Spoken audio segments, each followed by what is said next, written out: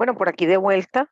eh, yo ayer les comentaba que estamos partiendo de un sistema de comunicaciones digitales simplificado, que es este que está acá, y que realmente tendríamos que concentrarnos en esta caja, que es asignación de formas de onda a los bits o a los símbolos. Entonces tengo que pensar, oye, ¿qué hago? ¿Lo mando con pulso? ¿Lo mando con sinusoide? Eso lo tengo que pensar.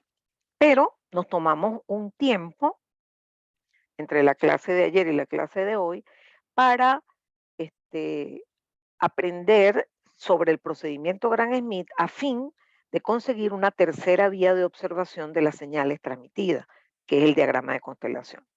Una vez que hicimos eso, ahora sí nos vamos a enseriar y vamos a trabajar con diferentes tipos de transmisión.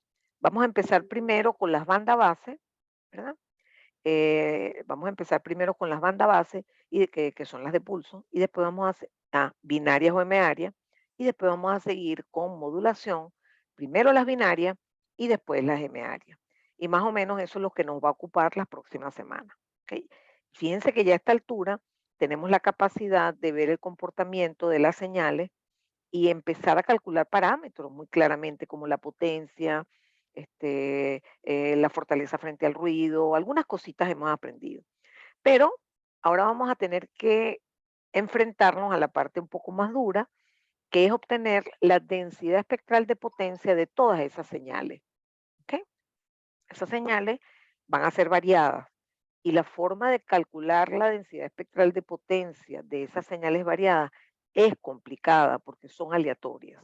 Yo diría que es la parte más complicada, pero les quiero adelantar que yo no tengo interés en que ustedes profundicen en ese procedimiento matemático, simplemente que tomen las cosas básicas como es cómo se modelan las señales.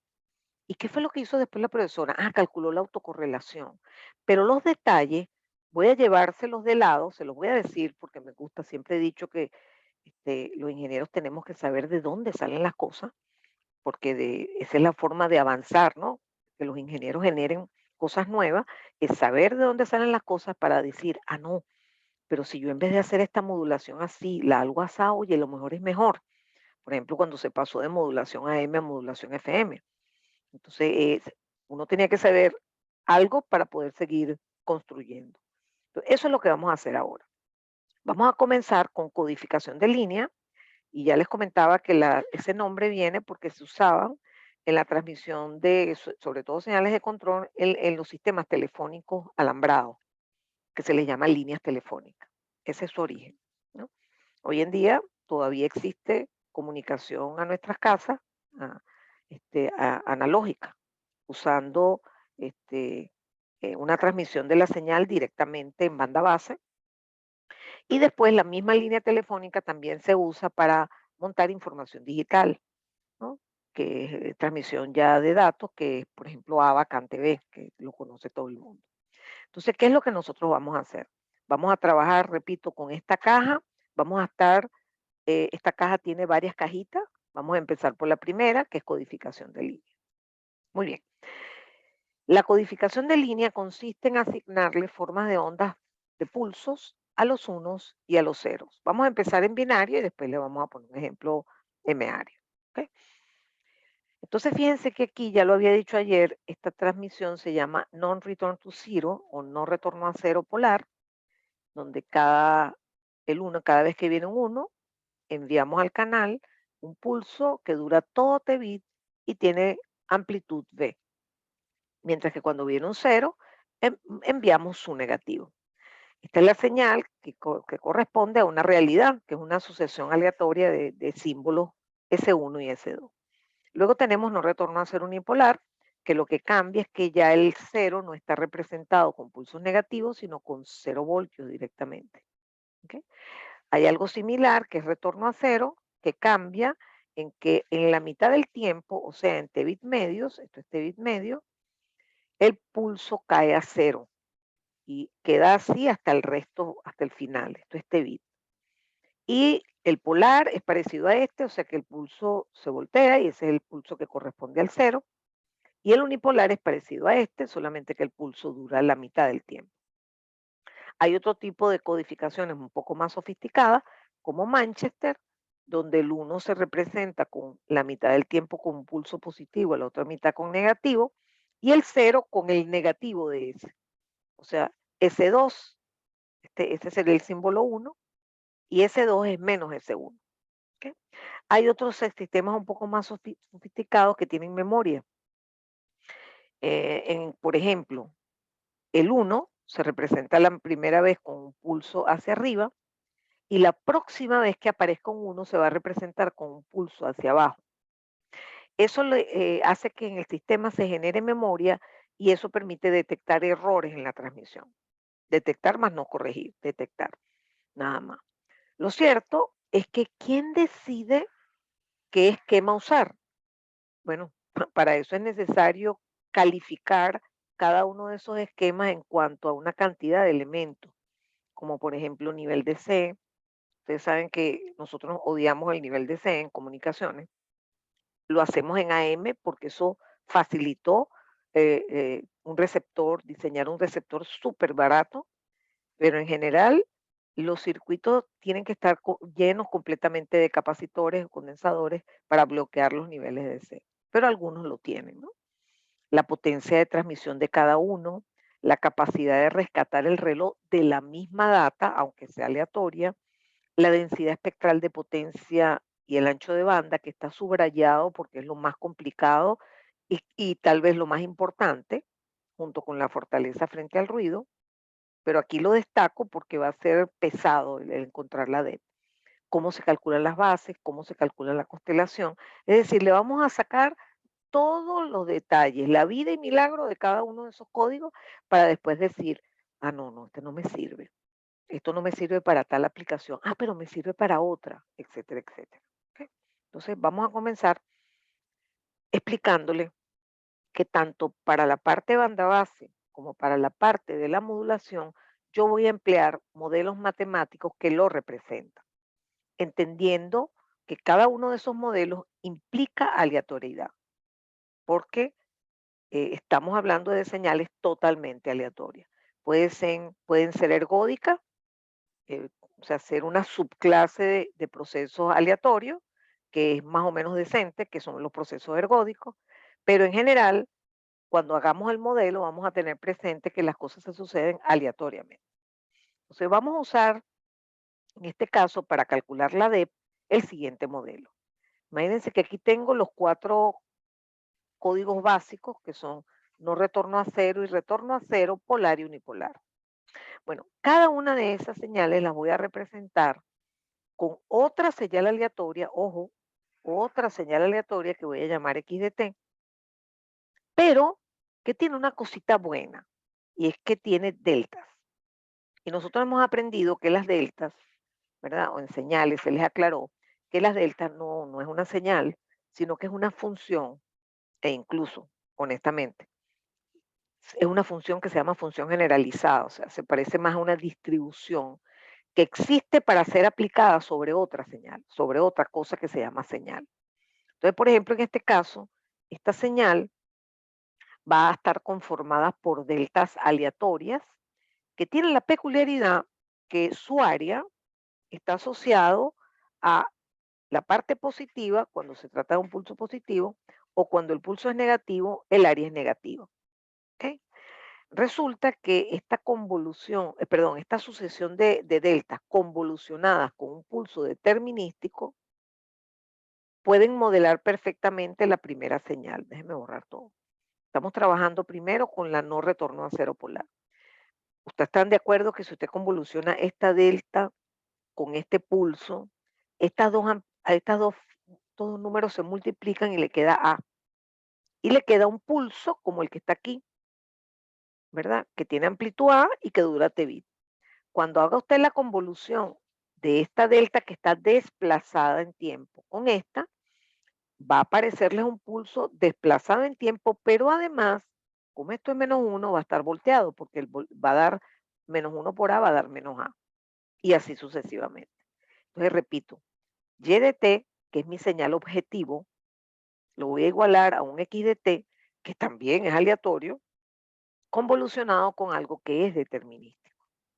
Fíjense que aquí yo coloco de una manera matemática completa que esto se puede expresar así.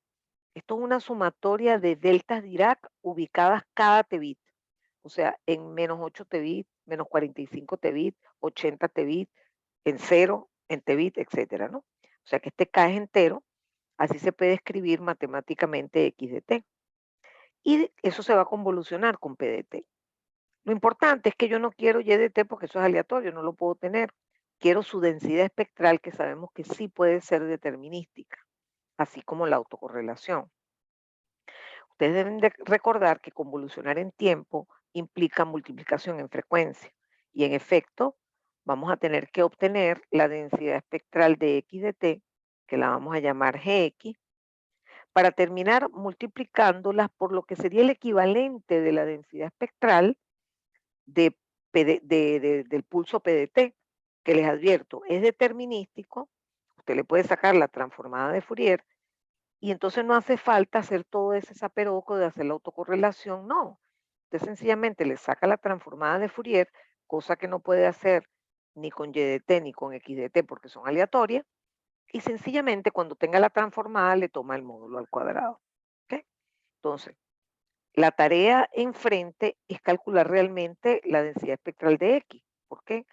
Porque PDF, miren, les voy a decir que yo no me aprendo nada de memoria y la única transformada que me acuerdo de memoria es la del pulso rectangular, que es la base por la altura, o sea, me daría A por Tbit por sinc de F Tbit, siendo Tbit la base, ¿no? Me faltaría agregar una exponencial que refleja el desplazamiento temporal de ese pulso, que sería E a la menos J omega T bit medio. Pero menos mal que no me importa eso porque acuérdense que le voy a sacar el módulo y elevarlo al cuadrado. Si en vez de hacer la de esta, tengo que hacer la de los pulsos estrechos, para gran cosa, sencillamente ahora es A por T bit medio, sinc de F T bit medio, y ya tengo, olvidándome del desplazamiento temporal y en frecuencia de la exponencial compleja, para poder sacar rápidamente módulo de PDF al cuadrado. Entonces, mi objetivo es sacar GY, pero para eso tengo que primero sacar GX. Ajá, es que sacar GX es muy complicado. Desde señales, y yo allí les hago mucho énfasis en la tercera parte del curso, le hacía, que uno se da cuenta que no puede saltarse el calcular la autocorrelación y luego sacarle la transformada de Fourier. O sea que realmente mi problema va a ser calcular Rx, yo no sé cómo lo vamos a hacer, sacarle la transformada de Fourier y obtener Gx, y esa Gx multiplicarla por módulo de PDF al cuadrado para al fin obtener Gy, que es mi objetivo. Estamos interesados en obtener la ocupación espectral de estas diferentes formas de codificación. Entonces, para animarlos un poco, antes de meternos con este horror, quiero adelantarme a mostrarle algunos resultados. Por ejemplo, para no retorno a cero polar, la densidad espectral es un sin cuadrado, o sea que esto es infinito, ¿no? Tal como les dije, el ancho de banda de todas las señales digitales va a ser infinito. Es un sin cuadrado de este estilo. La de retorno a cero polar también, solamente que va a ocupar el doble del ancho de banda. La de no retorno a cero unipolar es parecida al del caso polar, pero tiene una delta en el origen. Y la del caso retorno a cero unipolar es este horror, que es sin cuadrado, más amplio, porque la señal es más rápida, con un montón de deltas horribles intercaladas por allí. Nosotros vamos a llegar a eso, aunque usted no lo crea, ¿ok? Después de un poquito de esfuerzo. Pero por lo menos sientan que lo que vamos a hacer tiene un fin, porque en verdad que uno aquí se sumerge y se asusta, se asfixia porque es demasiada matemática, ¿no? Ok. Entonces, quiero decirles, repito, que yo no tengo ningún interés en que ustedes hagan estas cosas intermedias. Yo lo que quiero es que ustedes sepan de dónde sale y sobre todo que me sepan trabajar con modelos que yo los puedo aplicar después a otras señales. Recuerdo que en un examen yo usé este tipo de modelo, perdón, este tipo de modelos en donde convoluciono un tren de deltas con otra cosa para generar una señal, por ejemplo, que no sea de pulso, sino de modulaciones sinusoidales, ¿no? Entonces, déjenme, que ya que tengo esta lámina aquí, déjenme decirles algo. Si otro profesor viene y dice, yo voy a usar este modelo, pero saben, pero no me gusta como lo hace la profesora. Yo aquí voy a poner A y menos A. ¿Saben por qué? Porque eso está asociado a la altura del pulso. Me gusta más. A y menos A. Y aquí entonces voy a poner 1. ¿Ok? Porque me gusta más, me gusta más, pues. No importa, porque al total A por 1 da 1. A mí antes me daba 1 por A, que está, perdón. A por 1 me da A. A mí antes era 1 por A, que también me daba A. Lo que les quiero decir es que yo puedo poner los valores de azúcar de muchas formas. Lo importante es que ese valor que yo le ponga aquí multiplicado por el que ponga aquí, me tiene que dar A. O sea, por ejemplo, puedo poner raíz de A y raíz de A. Perfecto. ¿Me explico? O sea, que eso no es que obligatoriamente las deltas tienen que ser de área 1 menos 1. No. ¿Ok? Un comentario. Bueno, entonces fíjense. Vamos a tener paciencia y vamos a calcular la autocorrelación de esa secuencia X de T aleatoria conformada por deltas de Dirac. Nada más y nada menos tenemos que hacer algo como esto. Les llamo la atención de que la autocorrelación en procesos ergódicos se puede obtener por dos vías. Una, la vía estadística, que es determinar el valor esperado de X de T por X de T menos tau. Eso es complicado aquí porque no tenemos la f de p de esas funciones. Entonces me conviene más hacerlo como el promedio de ese producto, el promedio temporal. Y les recuerdo que el promedio temporal de cualquier cosa es esto, metiendo aquí cualquier cosa. O sea que esto es parecido al valor esperado, pero es un promedio temporal. Lo cierto es que hay que hacer multiplicar x de t por x de t menos tau. Estoy segurísimo que de eso se acuerdan, porque eso fue hace relativamente poco. Y luego integrar esto en una ventana de tiempo que puede ser entre menos t medio, entre 0 y t, la que usted quiera, dividir después entre ese tiempo en el cual miré esa integral y finalmente sacar el límite cuando t tiende a infinito. Casi nada. ¿Ok? Bueno, ahora ponemos quiénes son x de t, descrito como sumatorias de delta, y la diferencia es esta, de esta es que donde diga t, usted va a poner t menos tau, más nada. Y fíjense que cambio índice para no confundir, porque como tengo productos cruzados de esta cantidad de sumatorias de elementos y elementos infinitos, me conviene más usar índices distintos. Bueno, hasta ahora no he hecho nada raro. Se me ocurre mejorar eso y digo, mira, ¿sabes qué? Déjenme, aquí tengo operaciones en tiempo y operaciones estadísticas de alguna manera. Entonces voy a hacer primero la integral de las funciones de tiempo, como son delta de t menos kt bit y delta de t menos tau menos j bit. Pero resulta que algo que tendríamos que recordar de señal es lo siguiente. Olvídense de esto y piensen que esto se llama z de t. Aprendimos que cuando uno integra el producto de una delta por una función, el resultado es la función evaluada donde está aplicada la delta. Esta delta está aplicada en kt bit. Bueno, eso fue lo que hicimos. Tomamos esta función y la evaluamos en t igual a kt bit. Y ya resolví la integral. ¡Qué maravilla! Lo único malo es que aún resolviendo esa integral me quedan unas sumatorias ilimitadas que son importantes. Entonces, para facilitar la realización de ese límite, lo primero que hago es intercambiar esta sumatoria e inventarme una sumatoria intermedia que se llama Rn. Eso no tiene ninguna connotación física, ninguna.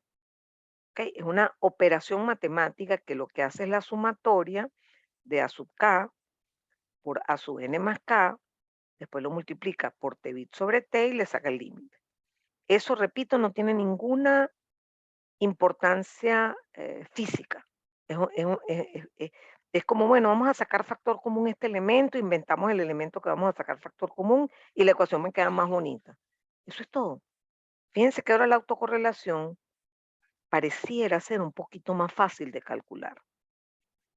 porque me dice, mira, si tú llegas a calcular los RN, tienes el problema resuelto, porque lo metes en esta sumatoria y te va a quedar la autocorrelación con una sumatoria de delta, que hacerle la transformada de eso es más o menos razonable. Oye, bien, parece interesante. Entonces, ¿qué voy a hacer yo? Fíjense, ubíquense en lo que estamos haciendo. Yo quería calcular GY, me obligan a calcular GX primero. Ah, no, pero es que yo no sé calcular GX, no hay problema. Vamos a calcular primero RX y después le sacamos la transformada de Fourier y tenemos GX. Cuando tengamos GX, lo metemos en esta ecuación y tendremos Y. Y asunto resuelto. Ok, ahora viene lo bueno. Nosotros vamos a darnos cuenta, y me devuelvo para acá y disculpen, que los dos casos polares tienen una secuencia X de T idéntica y los dos casos unipolares también. ¿Ok? Es decir, que yo voy a resolver dos ejercicios. Voy a encontrar los RN para los casos polares y después voy a encontrar los RN para los casos unipolares. Y cuando tenga ese resultado, meto esos RN aquí, calculo RX, calculo GX, calculo GY. Eso es lo que vamos a hacer. Bien, ¿cómo lo hago? Bueno, vamos a hacer como una especie de truquito. ¿Ok? Yo voy a agarrar el intervalo de tiempo t, que se supone que va a tender a infinito, y lo voy a dividir en pedacitos de tiempo igual a t bit. O sea, esta cajita dura t bit, esta cajita dura t bit. En cada una de ellas voy a poner el posible valor de A sub k. A sub k es lo que yo suelo llamar, es el sombrero de las deltas. Por ejemplo, en los casos polares, los valores de A sub k son solo dos, 1 y menos 1. En los casos unipolares, los valores son 1 y 0. ¿Ok? Entonces, allí yo en cada una de esas cajitas sé que o tengo un 1 o tengo un menos 1, porque son los sombreritos A sub k para todo este intervalo de tiempo t grande. ¿Ok? Entonces, voy a hacer trampa porque voy a asumir que en T mayúscula, me cabe un número entero de t bits. Entonces, lo primero que tenemos que preguntarnos es, ¿cuántas cajitas hay allí? Bueno, muy fácil. Hay t entre t bit cajita. Vamos a ver si es verdad. Supongamos que t vale 10 y que t bit vale 1. Entonces, hay 10 cajitas. Pero si t vale 10 y t bit vale 2, tiene 5 cajitas, porque es t entre t bit. No olvidemos eso. Luego eso lo vamos a hacer tender a infinito, pero no importa, porque es irrelevante si yo, digamos, hice trampa, vamos a decir así, y escogí un número entero de intervalos de t bit. Eso no importa, porque eso al final va a ser estadísticamente válido. Ok, entonces, ¿qué voy a hacer? Voy a calcular los RN viendo qué valores posibles dan este producto. Y voy a empezar por R sub 0. Fíjense, ya sé que estoy en el caso polar y voy a empezar con R sub 0 donde n igual a 0 implica que estoy multiplicando A sub k por A sub k, o sea, yo con yo. ¿Okay? Entonces, por ejemplo, si me tocase este caso, si A sub k fuera 1, 1 por 1 es 1. Y si A sub k fuese menos 1 por menos 1 también me da 1. Es decir, que para calcular Rn, el producto de A sub k por A sub k siempre da 1. ¿Cuánto da entonces esta sumatoria? Bueno, da 1 más 1 más 1 más 1, ya va, ¿cuántas veces? T entre T bit veces. T entre T bit es el número de pedacitos. Entonces, ese sería el resultado de esta sumatoria. T entre T bit. Cuando la multiplico por T bit sobre T, se me simplifica y me queda 1. Ni siquiera tengo que hacer límite. Bueno, señores, ese es el valor de R sub 0. El valor de R sub 0 me da efectivamente 1, porque A sub k, o sea, yo con yo, me da 1 por 1 o menos 1 por menos 1, que siempre da 1. Entonces, esta sumatoria es igual a T entre T bit. Todo esto es igual a T entre T bit, que es el número de pedacitos. Lo multiplico por T bit sobre T y me da 1. Y tengo R sub 0. Cuando voy a calcular cualquier cosa que sea sin n igual 0, por ejemplo, R sub 1, R sub 23, R sub menos 40, lo único que va a cambiar es que aquí usted va a estar viendo a sub k y viendo a algún vecino. Fíjense que es irrelevante cuál sea el valor de n, porque oigan bien, los bits son independientes. Entonces, si yo determino a sub k por a sub k más 8, es lo mismo que determinar a sub k por a sub k más 40 o a sub k por a sub k más 1, mi vecino inmediato. No importa, porque es que son independientes. Entonces lo que hice aquí fue escribir los posibles valores que tiene a sub k, que están en una cajita, y los posibles valores que tiene el a sub k, que está en otra cajita. ¿M? Y me doy cuenta que como cada uno puede tener el valor de 1 y menos 1, me salen 4 combinaciones. En realidad, a mí me interesa el producto de a sub k por a sub n más k. Entonces, en este caso, 1 por menos 1 menos 1 por 1 menos 1, etcétera, etcétera. ¿Ok? ¿Cuántas veces se da que este valga 1 y este valga menos 1? La cuarta parte del tiempo. ¿Por qué? Porque la probabilidad de que a sub k sea 1 es un medio y la probabilidad de que a su n más k sea menos 1 es un medio. Y como son independientes, la probabilidad es el producto de las probabilidades. Cada una de esas combinaciones tiene probabilidad un cuarto. Puesto en pedacitos, si yo tengo t entre t bit pedacitos, esto va a ocurrir t entre 4 t bit veces. Esto también y esto también. Y usted va a sumar todos esos valores. Usted va a sumar este valor cuántas veces. T entre 4 t bit veces. Este, t entre 4 t bit veces. Este igual. Cuando usted sume, por ejemplo, 40 menos 1 con 41 se cancelan. 40 menos 1 con 41 se cancelan. Y el resultado es que R sub n es 0. Para todo n distinto de 0. Ah, pero no era tan complicado después de todo. Sí, porque este es el caso polar. Entonces, estamos tratando de calcular los Rn para meterlos en esta ecuación. Y, oh sorpresa agradable, todos los Rn de esta sumatoria son nulos, excepto R sub 0. Queda 1. En total, Rx de tau ya la tengo. Es igual a 1 sobre t bit delta de tau. Y listo.